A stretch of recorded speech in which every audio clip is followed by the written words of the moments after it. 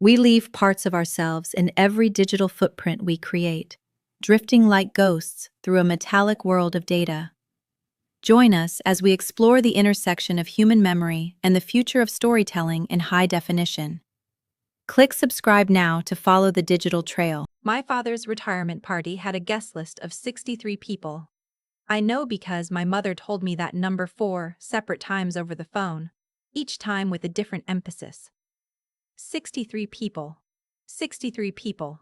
As if the weight of that number was supposed to land somewhere specific in me, and I just wasn't catching it right. My brother had made the arrangements. That was how my mother said it. Your brother made the arrangements. With the same tone she used when she told people he'd been promoted, or bought a house, or coached his son's little league team to a regional win. She didn't say he helped plan it, or we figured it out together. She said he made the arrangements. He was 38 years old and he had made the arrangements. And I was 31 and I had driven 4 hours from Pittsburgh to be there. I want to be clear about something before I go any further. I am not a bitter person. I have spent a significant amount of time in my life making sure I am not a bitter person. And I think on most days I have succeeded. I have a good job. I have an apartment I like. I have friends who call me back. I have a therapist named Dr. Holloway who would tell you if you asked her that I have done real work. I say all of this not to brag, but because I need you to understand that what happened at my father's retirement party was not the culmination of some long-simmering resentment finally boiling over. It was just a Tuesday in June that happened to clarify something I had been pretending not to see. My brother's name is Nate. He's the kind of man who walks into a room and people turn toward him the way plants turn toward a window. He has my father's jaw and my mother's laugh, and a way of remembering small details about people that makes them feel permanently chosen. He remembered that my father's old army buddy preferred bourbon to scotch. He remembered that my mother's college roommate was allergic to lilies. The centerpieces at the retirement party were hydrangeas and white roses. And I noticed that, and I noted it, and I thought, Nate remembered. I had driven up on a Friday. The party was Saturday evening.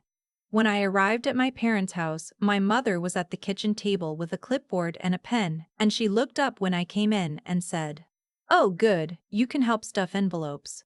There were no envelopes to stuff. The party was the next day. I think she meant programs. I stuffed programs for 40 minutes while she talked on the phone to my aunt about table arrangements, and at no point during those 40 minutes did she ask me how the drive was or whether I wanted anything to eat. My father came in from the garage at some point and hugged me. It was a real hug, the kind that involved his whole chest. And he said my name. Just my name, Phoebe. In a way that made me feel for a moment like a child who had been found. And then he said, "Your brother's on his way. He's bringing the cake." And went back to the garage. I finished stuffing the programs. I put them in a neat stack. I made myself a sandwich and ate it standing over the sink. The party venue was a banquet hall attached to a golf club about 12 minutes from my parents' house. It was the kind of place that smelled like carpet cleaner and old flowers, with chandeliers that were trying their hardest and round tables set with ivory linens. My brother had done a good job.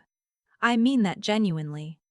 The room looked elegant. There was a photo display near the entrance. Pictures of my father from his career, from his early days in the field, from milestones and retirements of colleagues, and the annual conference he'd attended every year for 22 years. I stood in front of it for a few minutes. There was a picture of my father with my brother at a baseball game.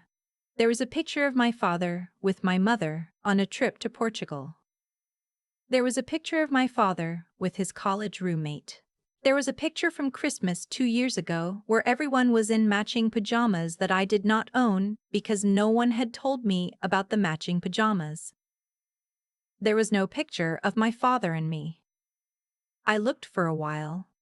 I checked twice because I wanted to be wrong. I wasn't wrong. I found my place card and followed it to table 9. Table 9 was near the back of the room, close to the door that led to the parking lot, and it was occupied by people I had never met. My father's former colleagues' adult children, a cousin I had met once at a funeral when I was 11, and a man named Derek who was the husband of someone my mother had gone to nursing school with. I introduced myself as my father's daughter. Most of them looked mildly surprised, the way you look when a fact doesn't match your expectation, but you're too polite to say so. The table near the entrance, the long rectangular one, was where my parents sat with my brother and his wife, their 2 kids, my mother's sister, my father's oldest friends. It was photographed approximately 9 times during the cocktail hour. I was not in any of those photos either, but by then, I had stopped expecting to be. I ordered the salmon and drank 1 glass of wine and made conversation with Derek, who turned out to be a retired high school principal and was actually very funny. He told me about a student who had once submitted a term paper entirely in iambic pentameter as a joke and received a B- because the argument was weak even if the meter was technically correct.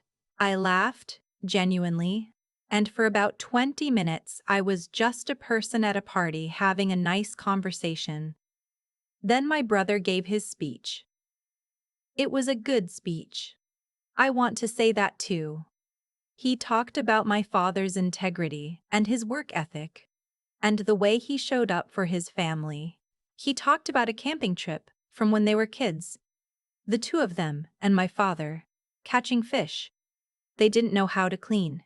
He made people laugh. He made my father tear up. My mother pressed her hand to her chest, the way she does when she's moved. He did not mention me. I am 31 years old and a licensed structural engineer, and I have worked on 3 bridge renovation projects in the state of Pennsylvania. And I sat at table 9 near the parking lot door, and I listened to my brother give a 7-minute speech about our father without saying my name once. And I thought, okay, there it is. I didn't cry. I picked up my fork, and I finished the salmon. I was walking back from the restroom when it happened. There's a narrow corridor between the main hall and the coat room, and I was coming through it when I almost walked directly into a woman I did not know. She was somewhere in her mid-60s, silver-haired, with the kind of posture that suggests a person spent their formative years being told to stand up straight and took it seriously. She was carrying a glass of white wine and a small plate with exactly 3 strawberries on it. "Oh," she said. "You're Phoebe." I stopped. "I'm sorry, have we met?" "No," she said. "But I know your work." Her name was Dr. Edelman. She was a senior project manager at the State Infrastructure Authority, the department that had awarded my team the contract for the Millbrook Avenue Bridge Rehabilitation Project 2 years ago. She had been the one to sign off on the final approval. She had read my structural assessment reports, 3 of them apparently, and she used the word exceptional with the same casual authority as someone who does not use that word often and means it precisely when they do. She had been my father's colleague once, briefly, back when he was still doing field consulting. They'd stayed in loose contact. He'd invited her. We stood in that corridor for a few minutes, talking about the Millbrook project, about a new initiative she was overseeing, about a methodology I had proposed in my second report that her team had ended up adopting as a standard. She asked whether I was presenting at the national conference in September. I said I hadn't decided yet. She said, "You should. Your work deserves to be in the room." I don't know exactly what my face did when she said that. I hope it stayed neutral. I was working very hard on neutral. We walked back into the main hall together, and we happened to arrive at the moment my mother was standing near the bar with my aunt and 2 of my father's former colleagues. Dr. Edelman walked toward them naturally, the way people do when they belong in a room, and she put her hand briefly on my mother's arm and said, "I was just talking to Phoebe. I hope you know what she's been doing up in Pittsburgh. The work she did on that bridge project. We use it as a case study now." My mother said, "Oh, just that." A single syllable, released the way you release something you didn't know you were holding. My aunt looked at me with an expression I recognized. It was the look of someone recalibrating, updating a file they had kept wrong for a long time. My father was standing nearby. He had been talking to someone else, but I saw him turn. I saw him hear it. Dr. Edelman kept talking. Something about the state's 5-year plan, about wanting to meet with my team in the fall. And my father stood very still in the way he stands when he is paying close attention and doesn't want you to notice. He looked at me once, briefly, then he looked away. I didn't make a scene. I want to be very clear about that. I did not cry. I did not confront anyone. I did not say anything I would need to apologize for later. I went back to table 9. Derek had been joined by his wife, a warm woman named Carolyn who insisted on showing me pictures of their dog, a golden retriever named Biscuit who appeared to have the emotional range of a Pixar character. I looked at all the pictures. I said Biscuit was beautiful. He was. At 9 o'clock, I said my goodbyes. I hugged my father for a long time and he held on an extra second, which he does not always do, and I noticed. My mother kissed my cheek and said the drive back was long. I should be careful. My brother found me near the coat room and said, "Good to see you, Phoebes." And I said, "You too." And both of those things were partially true. I drove the first hour in silence. Not the bad kind of silence. Not the kind full of things I was swallowing. Just actual quiet. The road and the dark and the radio off. Somewhere around Breezewood, I stopped for gas and a bad cup of coffee. And while I was standing by the pump, I thought about what Dr. Edelman had said. Not the professional part, though that mattered, and I let it matter. I thought about the word deserves. Your work deserves to be in the room. It's a small sentence. It's the kind of thing a person could say and not remember saying. She probably said something like it to people regularly, because she was the kind of person who noticed things and said them plainly. But I had never had anyone say a version of that to me in the context of my family, and I was standing at a gas station off the highway at 10:30 at night, holding a paper cup of terrible coffee, and I had to put my hand on the side of the car for a moment. I cried a little then. Not dramatically. Just for about 90 seconds, the way you sometimes cry when something long and unnamed finally gets named. Then I got back in the car. There is a version of this story where I call my mother the next morning and have it out. Where I say, there was no picture of me. One daughter is a doctor. One daughter is a docker. Well, I say, I stuffed your programs while you were on the phone. And you did not ask how the drive was. There is a version where I send my brother a long text he has to sit with. Or where I stop attending things. Or where I spend years performing a strategic distance that is really just hurt wearing a better coat. I didn't do any of those things. Not because I thought those things were wrong necessarily, but because I've been watching that version of the story play out in my family for long enough to know how it ends. What I did instead was register for the national conference. I submitted a proposal for a presentation on the Millbrook methodology. 2 weeks later, I got an acceptance email with a note from the program chair saying they were glad to have me. I printed it out and put it on my refrigerator, which I know sounds like something a child does, and I don't care. My father called me the following Sunday. He called, which he doesn't always do. Usually I call and he answers and we talk for 10 or 12 minutes about sports and weather and safe topics. And it's fine, it's our thing. I've made my peace with it. But that Sunday he called me, and when I picked up he said, "I've been thinking about that bridge project you did. I didn't know about the case study." There was a pause. I should have known.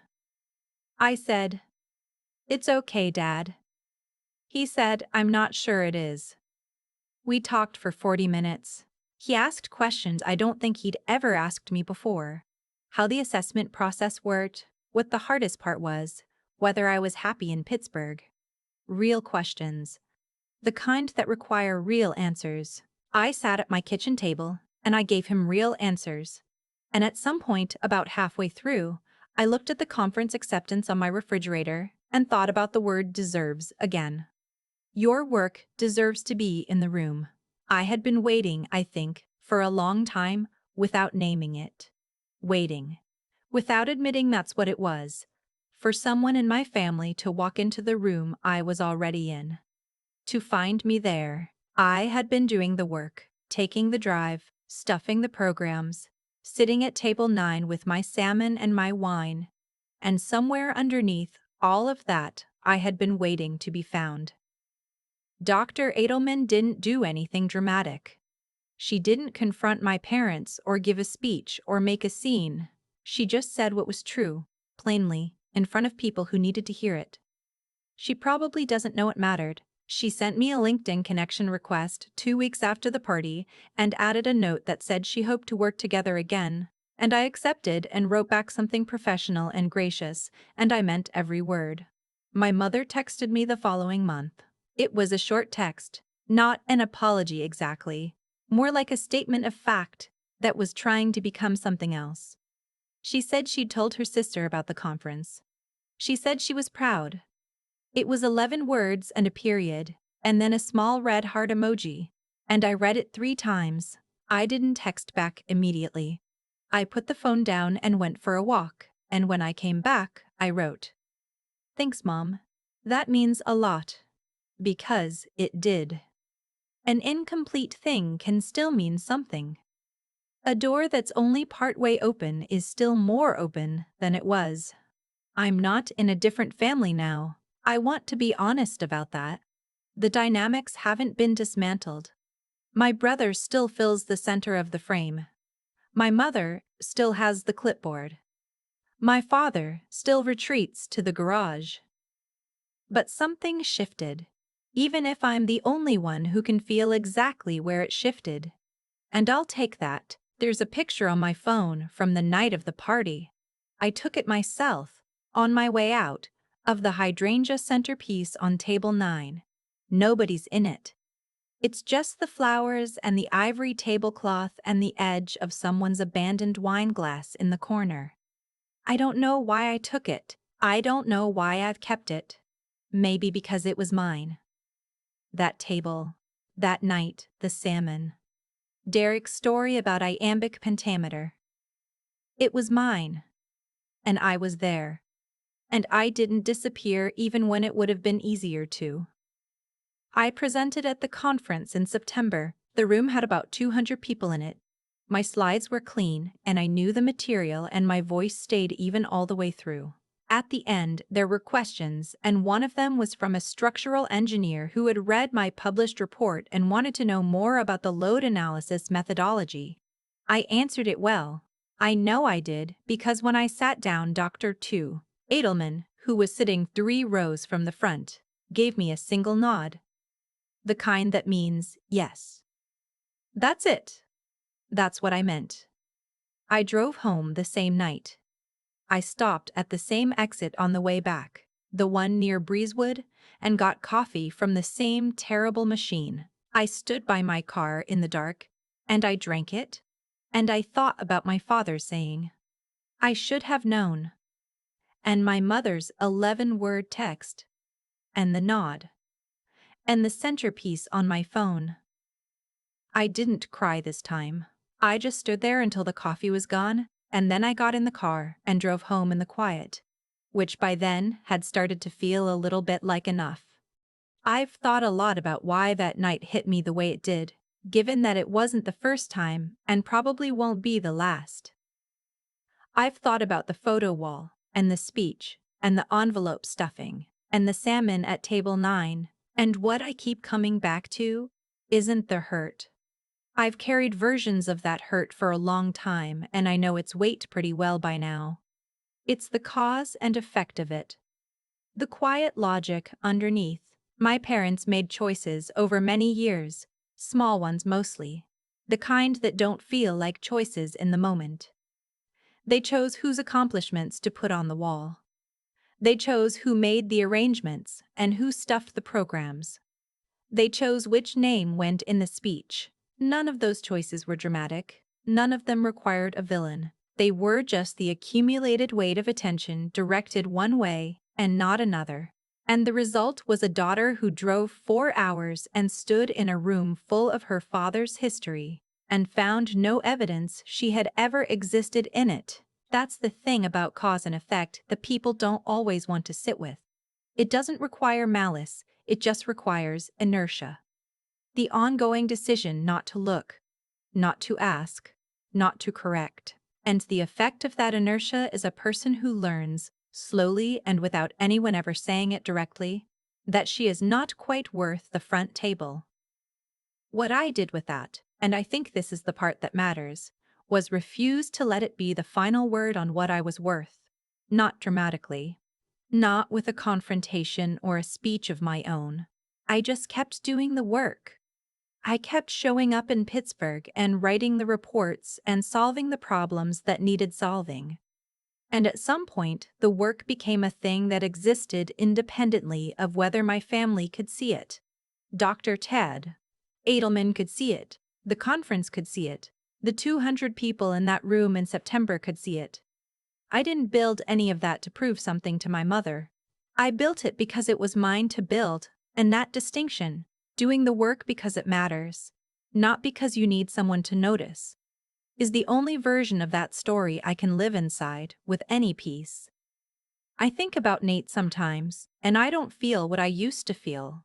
He's not the villain either. He walked into rooms, and people turned toward him. And he was good at that, and I spent years quietly measuring myself against it. That was its own kind of trap. The trap of letting someone else's ease become your evidence of inadequacy. Getting out of that trap wasn't a single moment. It was a lot of Tuesday mornings deciding to care more about the bridge than about the speech. The integrity part is this. I didn't disappear. I could have. I could have stopped making the drive, stopped stuffing the programs, stopped sitting at table 9 with people I didn't know. Some part of me considered it more than once.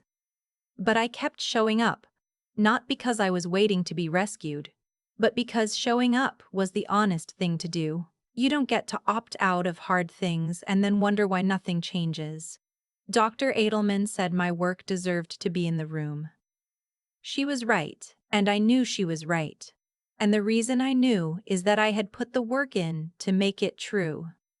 That's not luck. That's not fate. That's just what happens when you keep going even when the evidence says no one is watching. Someone is always watching. Sometimes it's a silver-haired woman with 3 strawberries on a plate.